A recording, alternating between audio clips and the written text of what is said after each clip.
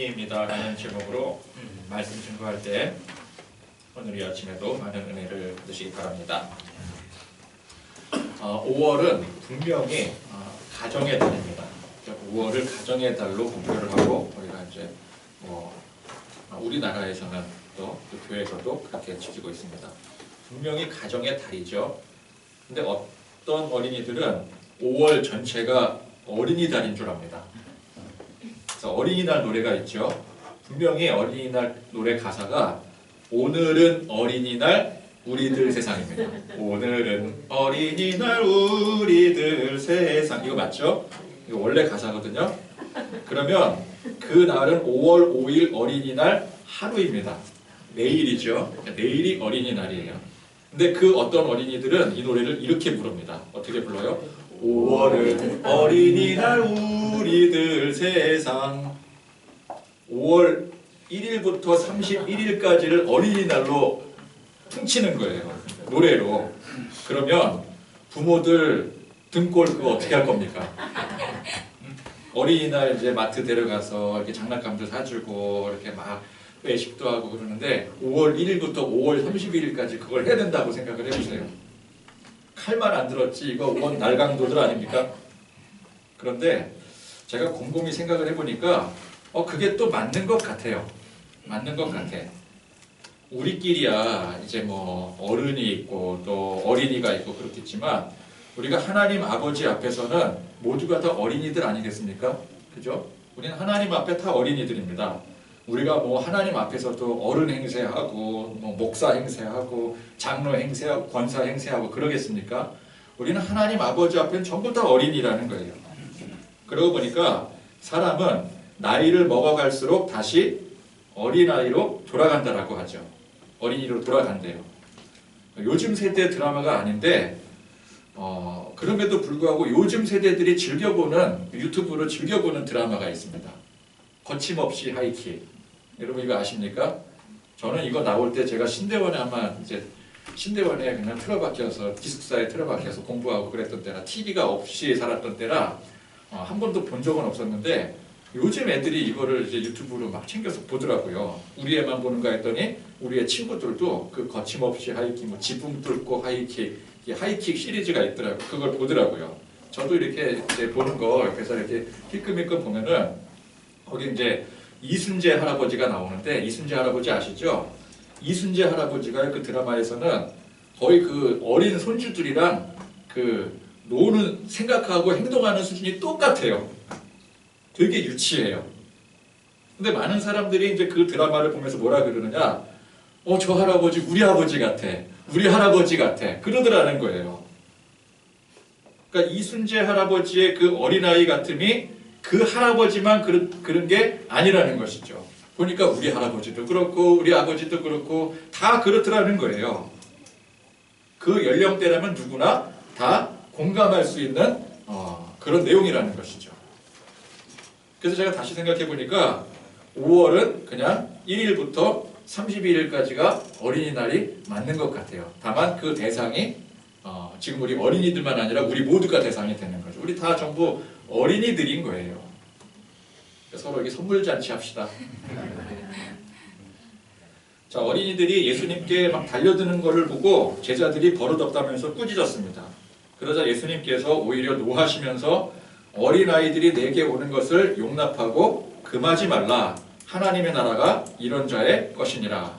그러시면서 덧붙이시기를 내가 진실로 너희에게 이르노니 누구든지 하나님의 나라를 어린 아이와 같이 받들지 않는 자는 결단코 그곳에 들어가지 못하리라. 자, 이와 비슷한 본문 말씀이 마태복음 18장에 나오는데 제자들이 예수님께 다가가서 묻습니다. 뭐라고 묻느냐? 천국에서는 누가 큽니까? 이러는 거예요. 누가 큽니까?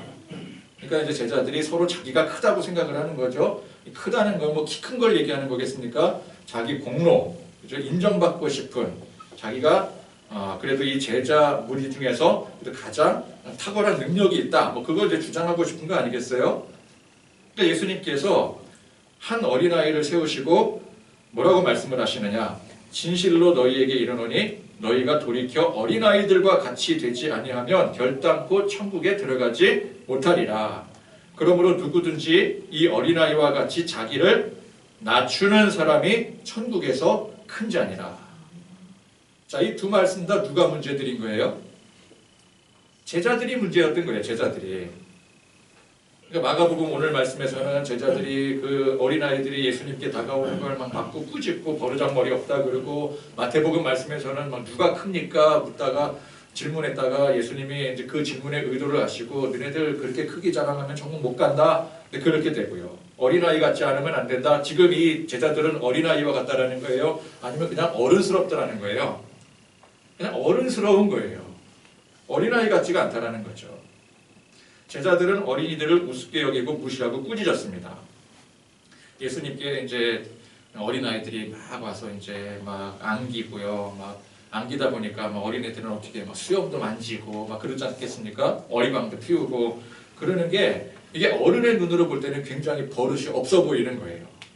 도대체 누구 집 자식인데 교육을 어떻게 시켰길래 애들이 저 모양이야?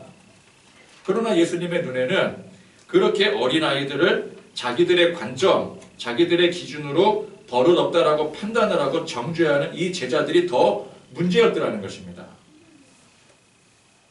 우리가 이제 어떤 자기 나이나 어떤 지금까지 살아왔던 세상 경륜을 바탕으로 다른 사람을 평가하고 판단하는 것이, 이게 교만입니다. 나이나 경륜뿐만 아니라 자기 기준으로 다른 사람을 판단하는 그 자체가 교만이에요. 그러니까 이 예수님의 제자들은 어른이라고 하는 자기 기준, 또 사회적 기준을 바탕으로 판단을 하고 정죄를 하는 교만을 행한 것입니다. 그 대상이 누가 되었건, 뭐 죄인이건 뭐 여자건 어린이건 간에 그 자체가 판단하고 정죄하는 그 자체가 교만인 것입니다. 결국 예수님의 말씀이 무슨 뜻입니까? 교만하면 천국에 들어가지 못한다라는 뜻이 되는 거죠. 근데 원래 천국은 우리의 행위가 아닌 예수 그리스도의 십자가 징표로 들어가는 거예요. 근데 예수님의 십자가 징표를 받은 사람이 어떻게 교만해질 수가 있겠습니까? 이 십자가의 징표가 무슨 뜻입니까? 우리가 십자가 앞에 모두가 다 똑같은 죄인이라는 뜻이, 이게 십자가 징표입니다. 그래서 우리는 십자가를 져야 돼요. 내가 십자가를 져야 돼. 그런데 내가 져야 될 십자가를 예수님께서 대신 지신 거예요. 그럼 그런 우리가 이 예수님의 십자가 앞에 결코 교만해질 수가 없는 것이죠. 한없이 낮아지고 또 낮아지고 자기를 부정하고, 나는 그저 예수님 앞에, 예수님의 십자가 앞에 죄인입니다. 죄인이로소이다. 내가 지고 가야 될 십자가를 예수님께서 어떻게 지고 가실 수 있습니까? 그러면 우리가 어떻게 그 앞에 교만해질 수가 있겠습니까? 이게 바로 십자가의 징표인 거예요. 그런데 그런 고백이 없고 여전히 교만해 있다면 그 사람이 어떻게 십자가의 징표를 가지고 있다라고 할 수가 있겠습니까? 말로는 내가 예수 믿습니다. 내가 뭐 교회 다닙니다. 내 십자가 징표를 자랑합니다. 아무리 얘기를 해도 그 사람이 정작 교만해 있다면 그 사람은 십자가 징표를 가지고 있지 않은 거예요. 그래서 예수님께서는 그런 사람은 천국에 들어갈 수 없다라고 말씀을 하시는 거예요. 그러니까 교만한 게 뭐예요? 십자가 징표를 가지고 있지 않으니까 교만한 거예요. 십자가 징표가 없이는 천국에 들어갈 수가 없는 거예요. 자, 그래서 뭐 어린이들이라고 무조건 천국에 들어갈 수 있다라는 말씀이 아닙니다. 만약에 어린이들은 무조건 천국에 들어간다라고 한다면 우리 어른들은 죽었다 깨어나도 천국에 들어갈 수 없지 않겠습니까? 우리는 어린이가 아니기 때문에. 그러니까 어린아이들과 같은 순수함, 겸손이 낮아짐을 가져야 천국 백성이 될 수 있다라는 말씀인 거예요. 나이가 어린아이가 되어야 들어갈 수 있다라는 게 아니라, 그렇죠? 따라서 그럼 어린아이들 중에서도 결코 순수하지 못하고 교만하면 그 어린아이도 천국 백성의 예가 될 수가 없는 것이겠죠. 근데 대부분의 어린아이들은 순수하고 겸손합니다. 어린아이들이 겸손합니다라고 하니까 또 어떤 이제 분들은 이게 이해가 안 될 수도 있어요. 이해가 안 될 수도 있어요. 왜? 어린아이들이라고 다 겸손하지가 않거든요. 대부분의 어린아이들을 보면은요, 상당히 많은 아이들이 욕심도 많이 부리고 뭐 잘난 체도 하고 자기가 세상에서 최고인 줄 알아요. 그죠? 그래서 우리가 그러잖아요. 요즘 애들 막 이러잖아요. 요즘 애들이라는 게 그 말 자체가 뉘앙스가 뭐예요? 어린애들 같이 순수하지 않고 애들이 다 뭐 그냥 겸손하지 않고 애들이 버리장머리가 없어. 그럴 때 요즘 애들 그러잖아요. 상당히 많은 애들이 그런데 아니 왜 어떻게 어린아이들이 겸손하다고 난 거기 동의를 못 하겠는데요. 그 이제 저도 이제 어렸을 때 만화 영화 이제 TV에서 만화 영화를 보면은 만화 영화의 주인공들은 항상 누굽니까? 어린이들이 주인공이에요. 어린이들이 보는 만화 영화의 주인공들은 항상 어린이들이 주인공이에요. 초등학생들이 보는 만화의 주인공들은 항상 초등학생들이 주인공이고 세상을 구하는 영웅들입니다. 태권브이 조종사, 마징가 제트 조종사, 건담 조종사. 저보다 몇 살인 줄 아세요? 저보다 초딩들이에요. 12살, 13살 막 이래요. 저는 그 당시에 제 초등학교 다닐 때 막 만화 영화 막 태권브이 보고 막 메칸더 브이 보고 막 그러면서 야, 이 세상은 우리 초딩들이 없으면은 큰일 나겠구만. 저는 그렇게 생각을 했었어요. 우리 초딩들이 제일 센 줄 알았어요. 왜? 메칸더 브이도 조종하고 막 태권브이도 조종하고 막 일본에서 막 마징가 제트 막 건담도 막 조종하고 그러잖아요. 대단한 착각을 한 거죠. 그보다 교만한 일이 어디 있겠습니까? 이거 얼마나 교만한 거예요? 내가 최고다. 초딩이 최고다. 그러나 이거는 교만함보다는 미숙함이 더 어울리는 말입니다. 그러니까 교만하다라기보다는 미숙하다라고 봐야 되는 거죠. 그러니까 어린아이들이 아직 잘 모르고 또 덜 배우고 아직 성숙하지 못해서 그런 것이지 이게 진짜 교만해서 그런 것은 아니라는 것이죠. 그러니까 어린아이들이 막 욕심 많고 뭐 이렇게 예의가 없고 그런 거 교만하다 그렇게 보지 마시고 아직 미숙하구나, 더 배워야 되겠구나 그렇게 보셔야 된다는 거예요. 자, 우리는 그래서 오히려 이 미숙함에 주목을 해야 됩니다. 어린아이들은 기본적으로 미숙합니다. 그러니까 일단 키가 덜 자라 있고요. 몸무게도 성인에 비해서 한없이 모자릅니다. 미숙한 상태예요. 그러나 미숙한 상태로 있는 게 아니라 나중에 점점 자라게 되는 거죠. 맹수들도 맹수 새끼들 보면은 새끼 때는 강아지랑 똑같아요. 그죠? 그 뭐 이렇게 뭐 호랑이 새끼고 사자 새끼고 간에 어릴 때 다 똑같이 약한 것입니다. 강아지 중에 성질 더러운 놈이 있으면 걔가 더 셀 수도 있어요. 그죠? 강아지 중에서 성질 더러운 놈이 있고 호랑이 새끼 중에서 좀 이렇게 성질이 온순한 애가 있어. 그럼 싸움 누가 이길까요? 강아지 새끼가 이기는 거예요. 새끼 때 다 똑같아요. 판다가 덩치가 얼마나 큽니까? 여러분 판다 새끼 난 거 보셨어요? 주먹보다도 작아요. 너무 작아서 야 어떻게 저런 덩치에 저런 작은 새끼를 낳을 수가 있을까 싶을 정도로 그러니까 이와 같이 어린아이들은 물리적으로 볼 때 미숙합니다.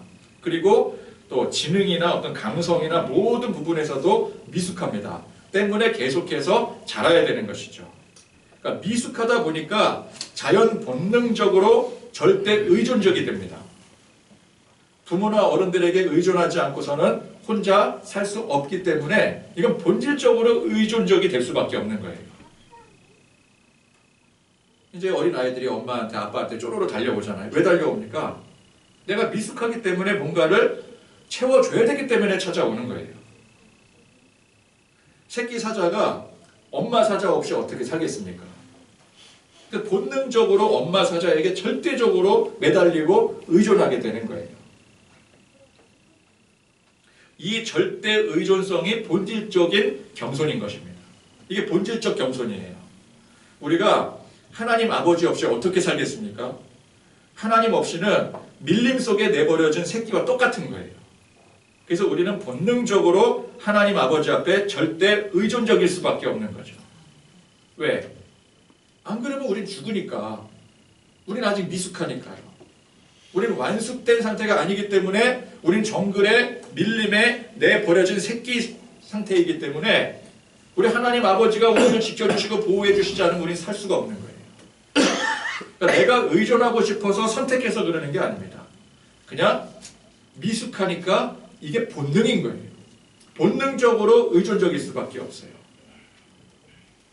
우리 애기들이 어린아이들이 자기가 선택해서 내가 그냥 뭐 부모 도움을 좀 받아야 되겠다. 그러고 부모에게 뭐 떼를 쓰고 울고 그러는 거 아니잖아요. 본능적으로 우는, 본능적으로. 그죠? 애기들은 본능적으로 울어요. 그러니까 겸손하려고 노력해서 겸손한 게 아니라 그냥 저절로 겸손해질 수밖에 없는 겁니다. 원래 우리 인간은. 근데 어른이 되고 나면 어떻게 됩니까? 그런 어린아이가 어른이 되고 나니까 그 본능적으로 절대 의존적이었던 게 사라지게 돼요. 이제 부모에게서 독립하게 되고요. 그 누구도 나를 감히 터치하지 못할 존재가 되어버려요. 사자 새끼가 절대 의존적으로 이제 엄마 사자를 의지하다가 젖대고 이제 사냥도 배우고 그러면 어떻게 돼요? 성인이 되면서 성체가 되면서 독립을 하게 되죠. 그러면 이제부터는 절대 의존적인 그 태도가 완전히 사라져 버려요. 독립 개체가 되는 거예요. 사람도 마찬가지죠. 이제 나중에 이제 머리 좀 커졌다고 이제 대들고 막 바락바락 대들고 그죠? 그러다 이제 독립하게 되고 감히 누구도 나를 터치하지 못해. 그죠? 그런 상태가 되는 거예요. 정말 그런 위대한 존재가 된다라는 뜻이 아니라 사람들 인식이 그렇게 변한다라는 거예요. 길거리에서 이제 누군가가 이제 실수로 어깨를 툭 치고 갑니다. 어깨빵이라 그러죠. 근데 이제 어린아이 때는 어때요? 자기가 오히려 겁을 먹고 긴장을 하게 돼요. 아이고 내가 실수했구나 그래요. 근데 이제 다 자란 성인이 됐어요. 그러면은 이 어른들은 일단 어깨빵 딱 쳤을 때 거기서 기죽으면 안 됩니다. 그죠? 눈에 쌍심지에 불부터 켜야 돼요. 그래서 막 한번 노려보고 이게 어딜 감히 나한테 그리고 사과 안 해? 막 이런 식으로.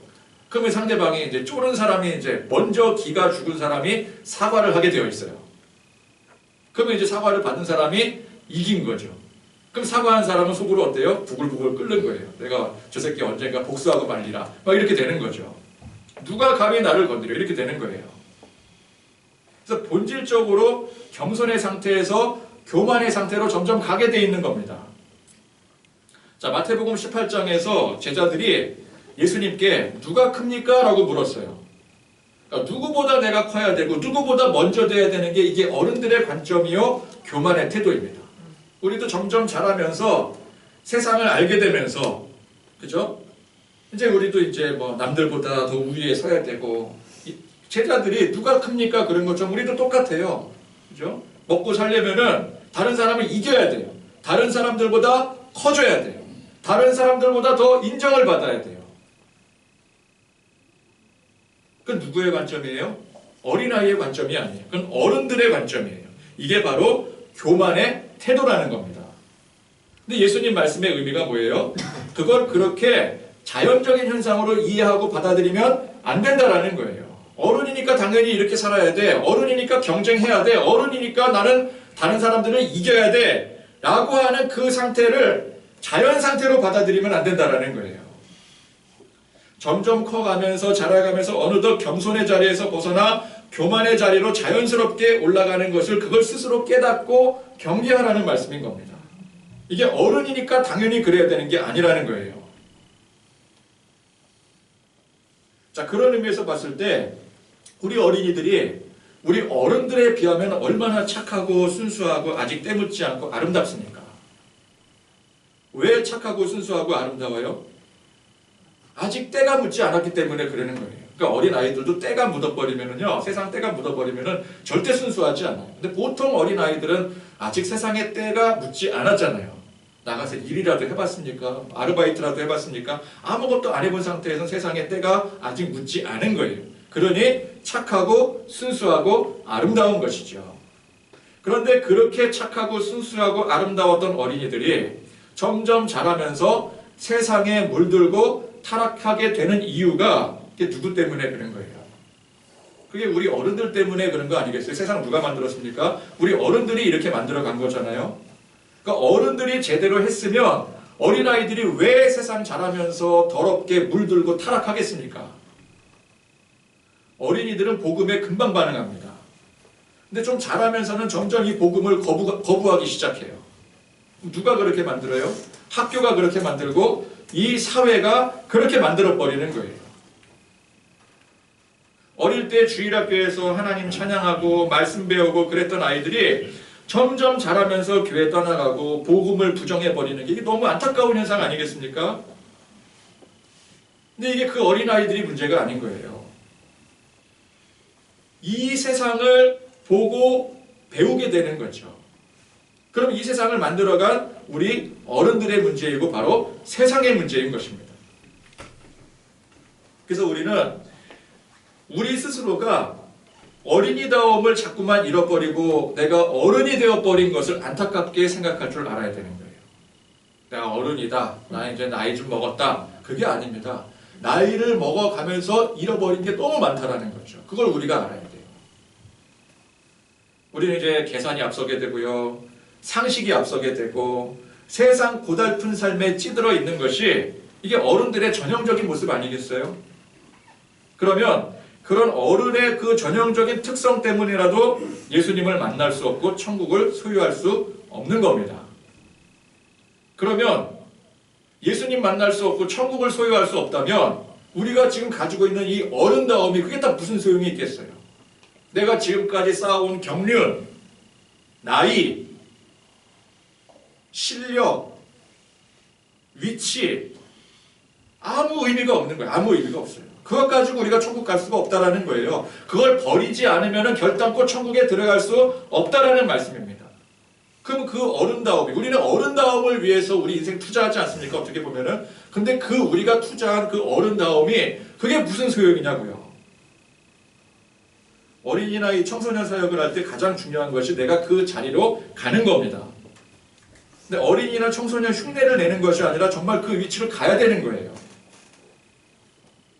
흉내는 아무나 낼 수 있어요. 그러나 그 흉내는 통하지 않습니다. 정말 그 위치로 가야 돼. 물론 그 위치로 가야 된다고 해서 내 나이를 물리적으로 줄일 수는 없죠. 제가 이제 50이 넘었는데 내가 뭐 20대나 아니 10대 사역을 한다고 내 나이를 20대나 10대로 줄일 수는 없어요. 외모를 뭐 어린이처럼 막 가꾸고 막 아동복을 막 입고 이제 주일학교 설교해야 되니까 막 아동복 입고 설교하고 양손에 막 장난감 들고 막 어린이인 척해도 그 아무 의미가 없는 거죠. 그런다고 어린이가 되는 게 아닙니다. 우리의 생각과 관념을 바꿔야 되는 거죠. 높아진 자아를 낮추고 겸손해져야 되는 거예요. 어린이나 청소년들을 나보다 어리고 부족한 존재로 낮춰보는 게 아니라 우리는 어린아이니까 어른의 입장에서 낮춰보게 된단 말이죠. 그렇게 낮춰보는 게 아니라 나와 똑같은 존재로 볼 줄 알아야 된다는 거예요. 물론 예의는 지켜야 되겠죠. 서로 간에 예의는 있어야 됩니다. 그러나 그 예의를 넘어서 우리는 서로가 서로를 진심으로 존중할 줄 알아야 돼요. 똑같이 볼 줄 알아야 돼요. 나이는 숫자에 불과하다. 그렇죠? 우리 저 어린아이나 연세 많으신 우리 노인이나 하나님 보시기에 똑같은 어린 양이라는 거예요. 그럼 우리도 그렇게 봐야 되는 겁니다. 어른의 입장에서는 공부해라, 게임하지 말라, 예배 시간에 집중해라, 장난치지 말아라. 이게 누구의 관점이에요? 그건 어른의 관점이에요. 게임을 왜 합니까? 여기 계신 여러분들은 죽었다 깨어나도 모를걸요? 게임을 왜 하는지? 난 도대체가 이해가 안 돼. 난 그 나이 되면 공부를 하지. 내가 다시 그 나이로 돌아가면 난 공부할 거야 그러는데 게임을 왜 하겠습니까 아이들이? 그거 모르잖아요. 그냥 재밌으니까 하는데 뭐가 재밌는지 모르잖아요. 그죠? 애들은 이게 정말 재밌는 거예요. 얼마나 재밌는지 모릅니다. 시간 가는 줄 몰라요. 근데 여러분들 보고 지금 게임 애들 하는 게임 그 똑같이 하고 재미를 느끼라 그러면 느낄 수 있겠어요? 이게 뭐가 재밌냐고 이게 그냥 집어치우고 야 내가 해봤는데 이게 재미 하나도 없더라. 그러니까 너 그만해. 자기 경험을 가지고 판단하고 얘기를 한다는 거예요. 근데 애들은 달라요. 애들은 그게 너무 재밌는 거예요. 그러면 이제 우리 어른들도 어른들의 관점에서 각자 재밌어 하시는 분야들이 있지 않겠습니까? 그죠? 애들 관점이 아니라 어른들의 관점에서 재밌어 하는 내가 정말 이거 안 하면 못 살아 하는 그런 것들이 있지 않겠어요? 근데 그거 하지 말라고 야단치고 핍박하면 어떤 생각이 들까요? 우리 어른들은. 그거 하지 마. 누가 그래요? 그러니까 이제 우리 어른들이 아이들한테 그러잖아요. 하지 마. 게임하지 마. 공부해 그러잖아요. 그런 것처럼 똑같이 우리 어른들에게 누군가가 그거 하지 마. 뭐 이거 해. 그럼 무슨 생각이 들어요? 아, 하지 말아야 되는구나. 아, 내가 그만해야 되겠구나. 내가 잘못했구나. 다시는 하지 말아야지. 이런 생각이 드십니까? 절대 그런 생각이 안 들겠죠? 네가 뭔데 감히 나한테 하라 하지 말라야. 이렇게 되는 거예요. 여러분, 중2병이라는 말이 왜 생겼습니까? 이거 누가 만들었습니까? 중2병, 이거 누가 만들었을까요, 이 단어? 적어도 중2 학생들이 만들진 않았을 거예요. 그죠? 아, 당사자들이 자신들을 병자라고 생각하겠습니까? 중2 병이라는 거, 병자라는 거잖아요. 병자, 환자. 근데 우리 스스로가 우리는 환자야, 우리는 병자야. 그러겠습니까? 이거 누가 만든 용어예요?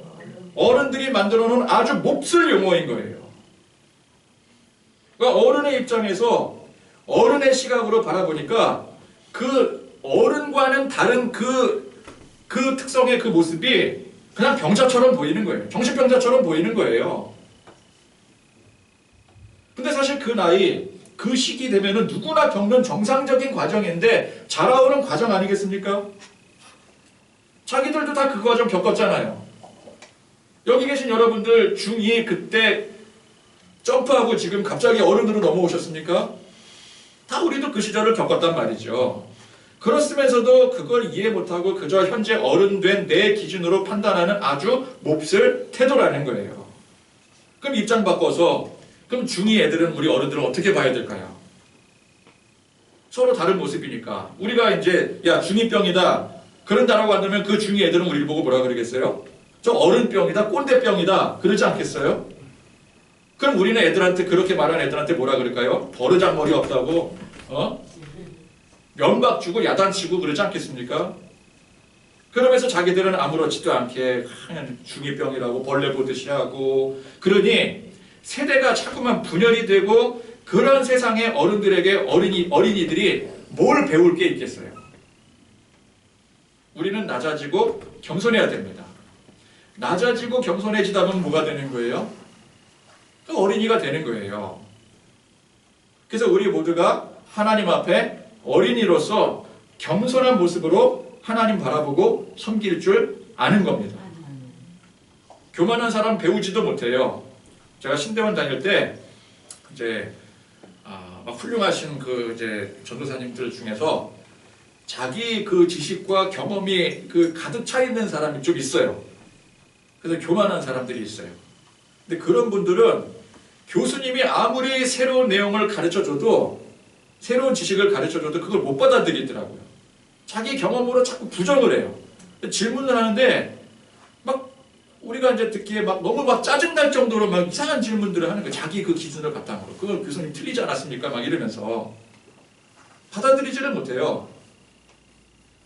그럼 교수님의 가르침, 신학교 교수님의 가르침도 못 받아들일 정도니 그 사람이 성경을 통해서 가르침을 받겠습니까? 성경 아무리 읽어도요. 다른 사람을 통해서 삶을 배우겠습니까? 어린아이들과 함께 교류하면서 어린아이들에게 배우겠습니까?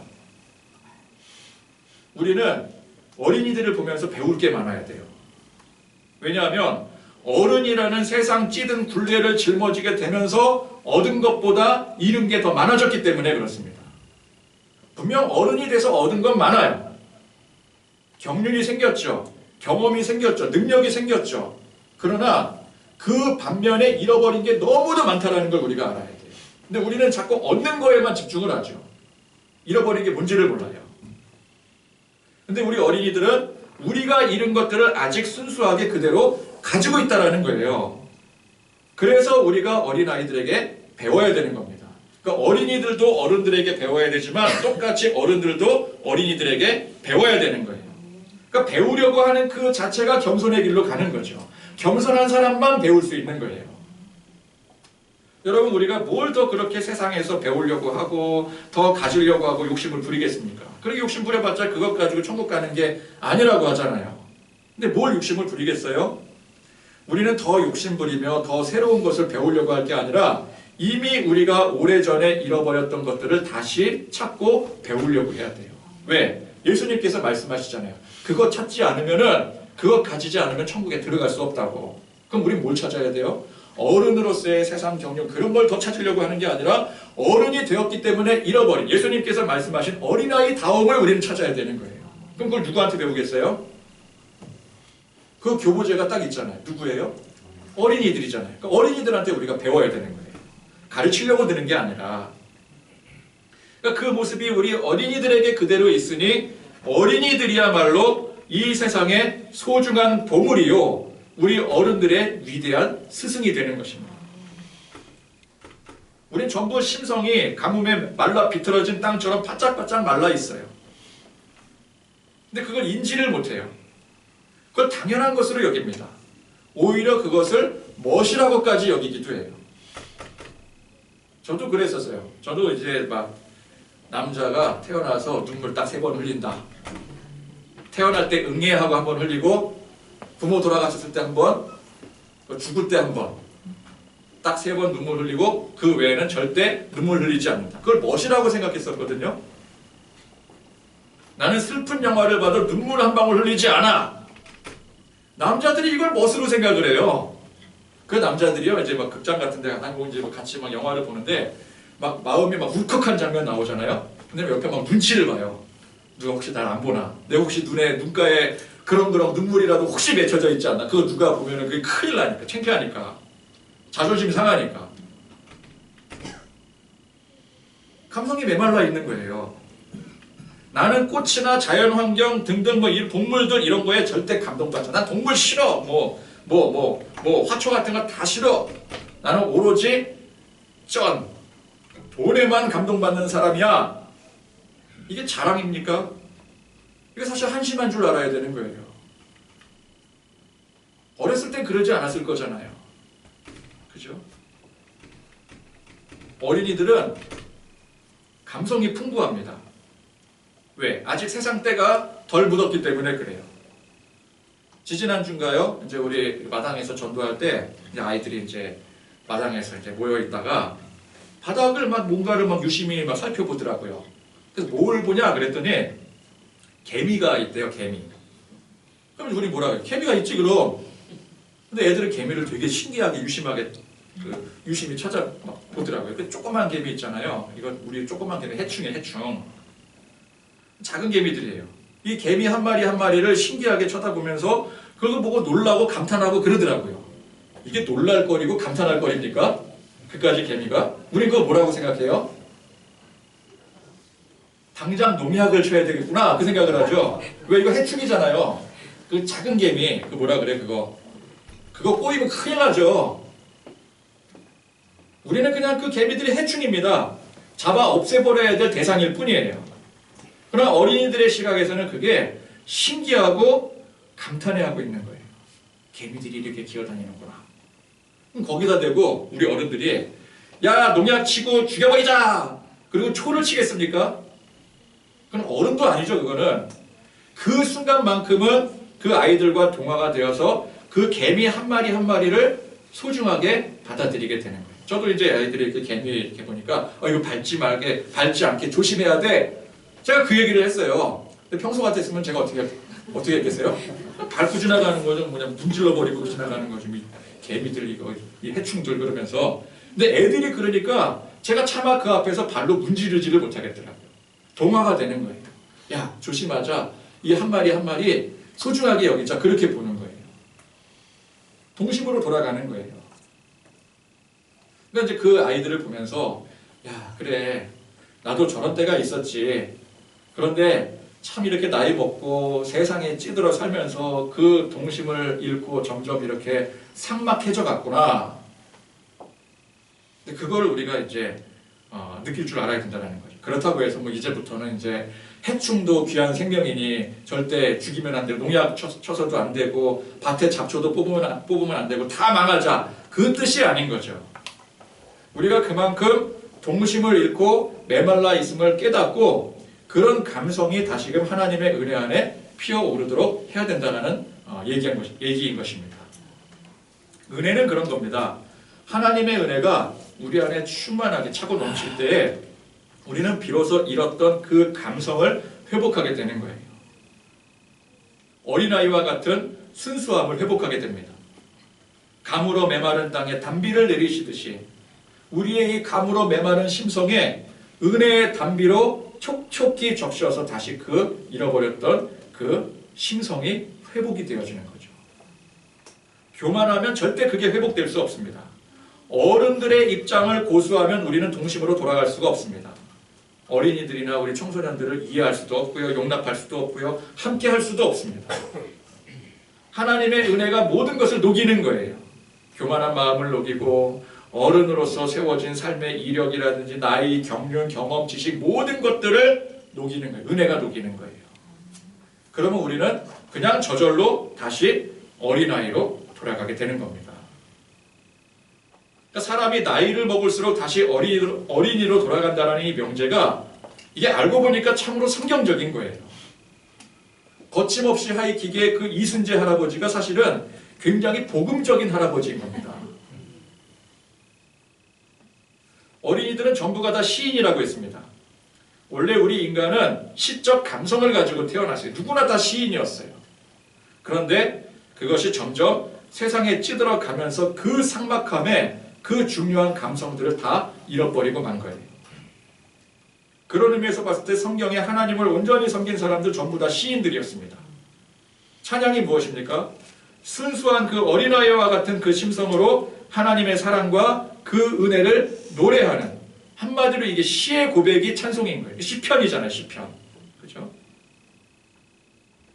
어린아이와 같은 그런 순수함, 겸손함을 가지고 하나님만을 절대적으로 의지해야 되는 사람들이 모여서 서로 시로 고백하고 그 감성을 나누는 게 이게 뭐예요? 이게 예배예요. 그러니까 예배는 뭐 절도 있고 체계가 잡힌 그 형식, 그게 예배가 아닙니다. 시의 고백이 예배인 거예요. 우리 감성의 고백이 예배인 거예요. 오늘 이 어린이 주일은 뭐 어린이집 다니는 어린이들이라든지 아니면 초등학교, 고등학교까지도 이 어린이라고 쳐줍시다. 아직 졸업 안 했으니까. 근데 그 학생들만이 그 대상이 아닙니다. 우리 모두가 하나님 아버지 앞에 영원한 어린이들이에요. 5월 전부가 어린이날이 아니라 우리의 삶 전체가 사실 어린이날인 겁니다. 하나님 앞에. 우리 어린이를 사랑하시는 우리 하나님 아버지 앞에 은혜 받고 축복받는 우리 모든 어린이들이 되시기를 간절히 축원드립니다. 찬송 부르시겠습니다. 506